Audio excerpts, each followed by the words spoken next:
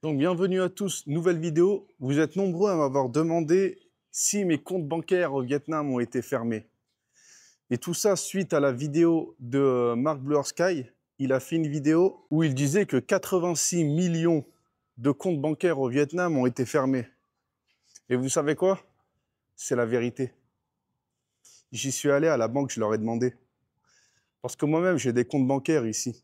Parce qu'il faut savoir un truc avec le Vietnam. Ici, en touriste, tu peux ouvrir un compte bancaire. Tu peux même créer une société. Donc, je vais vous dire les documents qu'ils demandent et je vais vous dire s'ils m'ont clôturé ou pas mes comptes bancaires. J'ai bien fait d'y aller. J'y suis allé il y a 3 jours. Dès que j'ai vu sa vidéo, j'y suis allé directement. Et là, le truc, c'est que moi, donc, je suis au Vietnam là, depuis... Putain, j'oublie tout le temps. Depuis 2023, je crois. Non, je suis arrivé le 1er janvier 2023. Donc, ouais, depuis 2023. Et donc voilà, je cherchais une solution pour rester ici sur le long terme parce que voilà, les visas run. Sachant que moi, au début, quand je suis arrivé, la première année, il n'y avait pas de visa de 3 mois. Hein. C'était 1 mois maximum. Avec le visa, hein.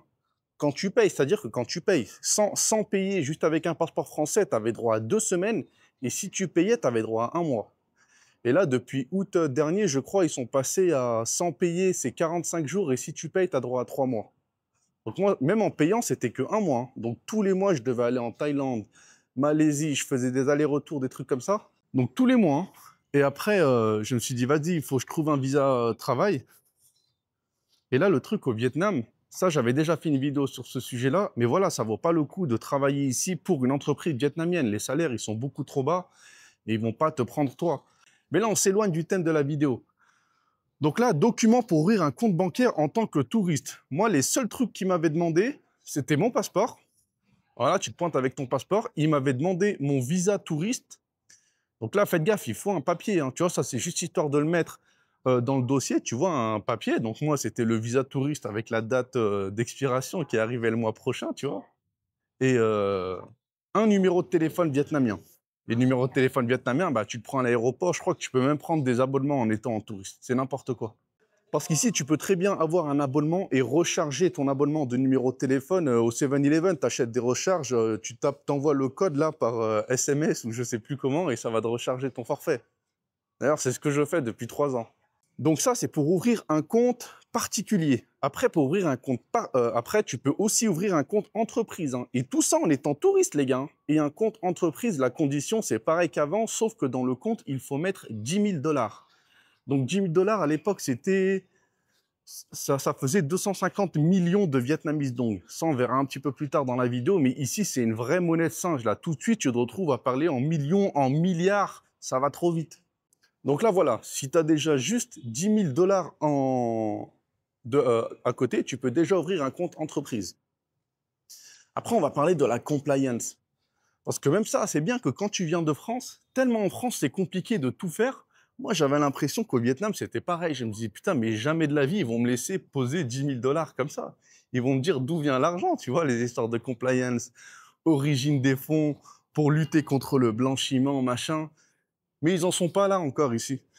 Ici, tu dois juste remplir un formulaire et tu marques. Et c'est même pas ça, hein, je me rappelle quand j'ai rempli le formulaire, j'ai demandé à la banquière, c'est ce formulaire origine des fonds, tu vois, ils ont quand même un minimum.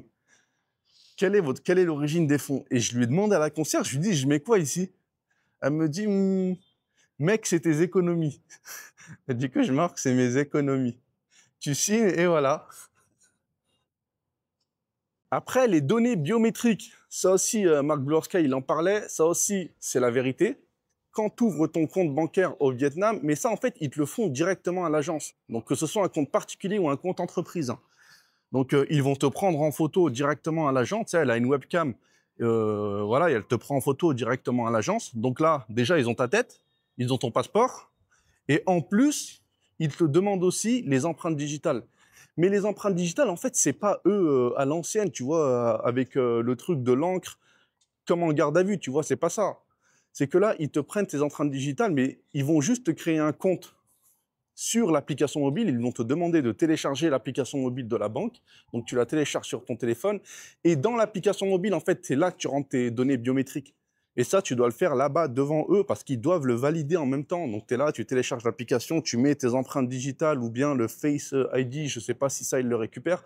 Moi, c'était un téléphone Xiaomi tout pourri, donc c'était juste les empreintes digitales. Voilà, tu fais ça, elle le voit sur son ordinateur.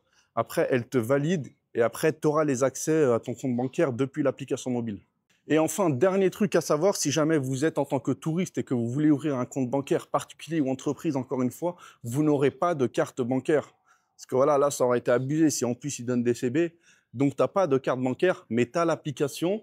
Donc, tu as un numéro de compte unique, il y a ton nom, il y a tout. Donc, tu peux seulement faire des virements et recevoir des virements. Et donc là, voilà, mais ça, c'était il y a 2 ans que j'ai ouvert le compte, hein. Et là, je retourne à l'agence il y a une semaine, je crois, bah, quand il avait fait sa vidéo là. Et même ouvrir les comptes, c'est pas toutes les banques qui le font, hein. Moi, franchement, j'avais testé au moins 4 banques différentes. T'en as plein au Vietnam. Techcombank, machin, Soft machin, VCB, les trucs comme ça. J'en avais testé plein.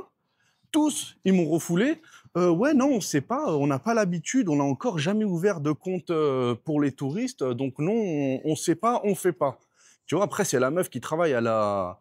C'est des conseillères, tu vois, elle se prend pas la tête, elle va pas se prendre la tête pour un touriste qui lui représente 0,001% de ses clients. Donc, il t'envoie chier.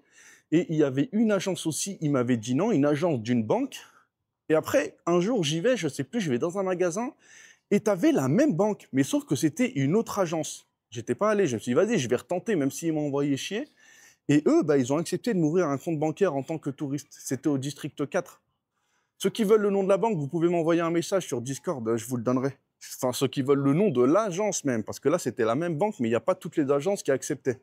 Et donc là, j'y retourne en courant, il pleuvait et tout, fermez pas mon compte, s'il vous plaît. En plus, moi, il y avait encore pas mal d'argent dessus, hein. Donc, le compte particulier, il restait pas grand-chose, mais le compte entreprise, il restait quand même pas mal d'argent dessus. Donc, je leur dis, vous avez fermé mon compte ou pas? Elle regarde, tac, tac. Non, c'est bon, votre compte n'a pas été fermé. Je me dis, putain, trop bien et tout. Et je lui pose la question, je lui dis, mais vous êtes au courant, là, des 86 millions de comptes bancaires qui ont été fermés? Et elle dit, ah, je savais pas que c'était autant, mais oui, ça fait longtemps, en fait, qu'ils ont commencé à fermer les comptes bancaires. Enfin, ça fait, je crois, depuis le 1er janvier 2025. C'est pas, ils l'ont fait en une semaine comme ça. Et je lui ai demandé, c'est quoi les conditions pour qu'un compte bancaire soit fermé? Elle m'a dit, c'est un compte qui n'a pas les données biométriques et qui n'a pas de mouvement depuis 1 an. Qui n'a pas eu de mouvement depuis 1 an. Donc, c'est les comptes, voilà, depuis 1 an, c'est abusé. Et moi, le truc, c'est que mon compte entreprise, en fait, il y a des mouvements presque tous les mois, que déjà, je m'en sers pour payer le loyer du bureau, les taxes, et d'autres trucs comme ça. L'avocat aussi, par exemple, quand tu vas le payer, bah ça, c'est directement avec le compte entreprise. Et mon compte particulier, ça aussi, c'est presque tous les mois. Et ça, c'est pour mon appartement ici, pour payer. Quoique là, le loyer, je l'ai payé en avance. Mais ici, tous les mois, tu vas payer l'électricité, tu vas payer l'eau, tu vas payer les charges de copropriété. Et ça, je fais directement un virement depuis mon compte particulier. Donc voilà, mes comptes n'ont pas été fermés parce qu'il y avait des mouvements dessus. Et après, je voulais aussi faire un point sur l'inflation au Vietnam. Déjà, il faut savoir un truc au Vietnam, c'est qu'il y a encore beaucoup de personnes qui payent en cash. Mais de ce que j'ai constaté, ceux qui payent en cash, c'est surtout les vieux et les personnes qui ont à partir de 50 ans, tu vois. À partir de 50 ans, eux, ils utilisent encore énormément de cash.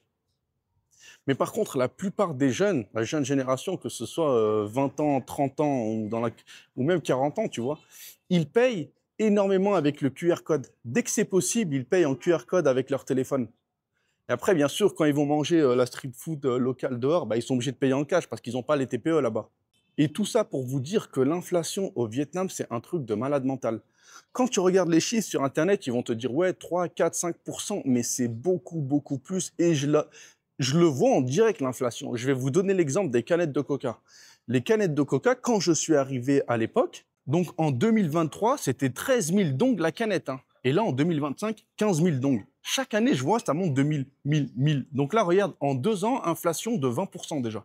Autre exemple, exactement pareil, un truc de nouilles, donc un petit restaurant local, il était en bas, et le bol de nouilles, il le vendait 55 000 dong. Donc pour rappel, hein, 1 euro, ça fait 30 000 dong aujourd'hui. Donc là, en 2023, il le vendait 55 000. J'y étais pas retourné. Et là, il y a juste la semaine dernière, je suis repassé devant. Le même truc, hein, 66 000 dong.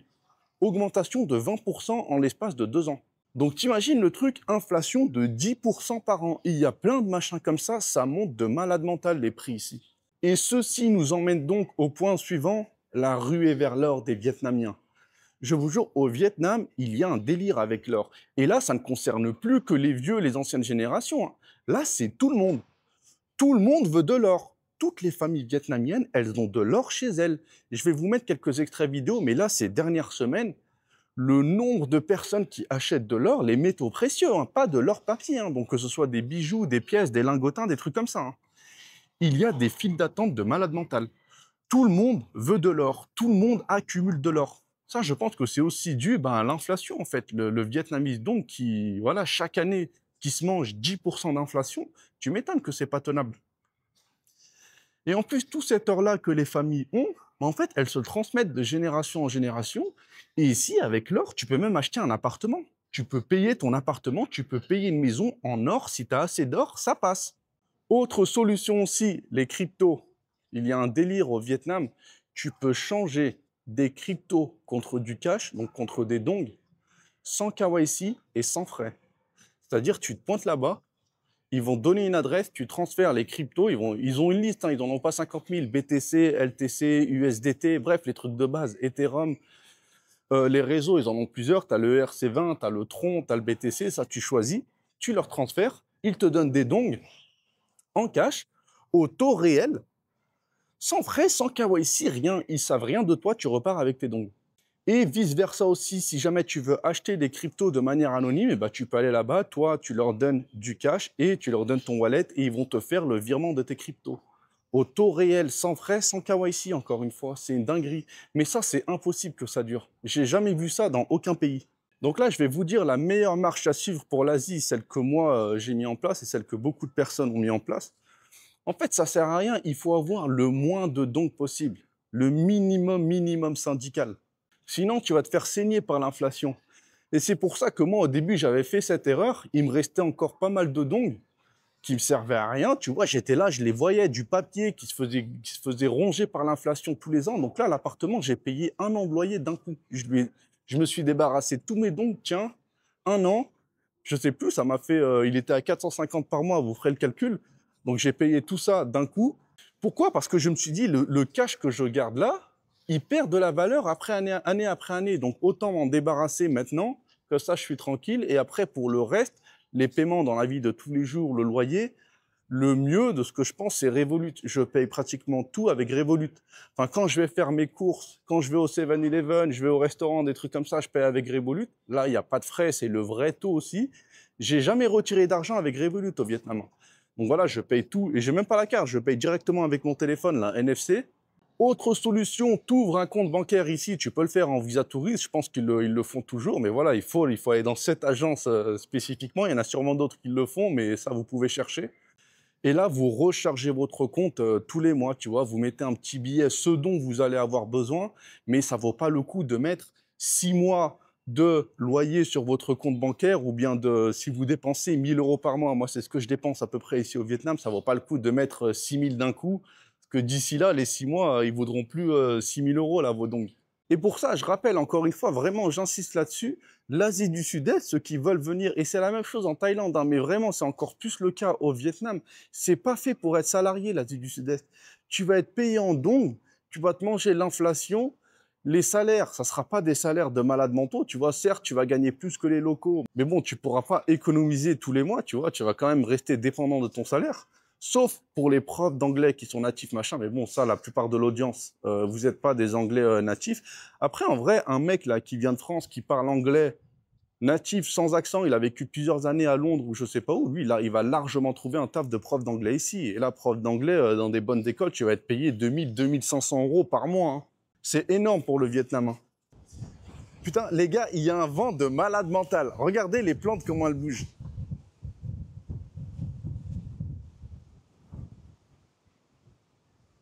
Je vous ai même pas montré en plus. Attendez, je vous montre comment c'est. Je vous ai fait une vidéo du condo. Donc là, je suis au 23e étage. Et au 23e étage, c'est bien, tu vois, tu as un espace comme ça. Donc quand il pleut ou quand il fait trop chaud, il y a trop de soleil, tu peux venir ici marcher, c'est comme ça. Mais je vous ai fait une vidéo pour vous montrer. Donc là, voilà, j'insiste encore une fois, le Vietnam, c'est vraiment si jamais vous êtes freelance. Donc comme moi, là, je bosse comme freelance développeur. J'ai mes clients en ligne, je suis payé directement en dollars ou en euros. Donc là, oui, ça vaut le coup. Ça vaut le coup si tu as un business en ligne. Moi, j'ai un autre business en ligne, c'est les applications mobiles. Donc là, tu es payé directement en dollars par Google et Apple. Ou bien si tu as un business YouTube, je suis dedans aussi. Franchement, je me rends compte, je bouffe à tous les râteliers là. Mais voilà, c'est dans ces cas de figure-là que ça vaut le coup de s'installer au Vietnam ou en Thaïlande. Parce que là, au moins, tu vas être payé en euros ou dollars. Tu vas pas te manger une inflation de malade et tu auras des salaires corrects comparés au reste de la population ou bien même les étrangers qui travaillent ici.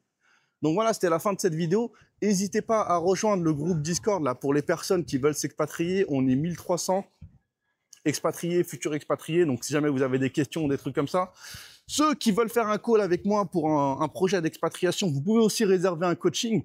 Ça fait des mois que c'est en place, mais j'en ai jamais parlé, j'en parle jamais. Mais il y en a quand même qui arrivent à trouver le lien et qui réservent. Donc voilà, si jamais vous avez un projet d'expatriation, vous pouvez réserver un call avec moi. Et voilà, sur ce. Donc non, mes comptes bancaires professionnels et particuliers n'ont pas été fermés. Et voilà, je suis content. Donc à plus pour la prochaine vidéo.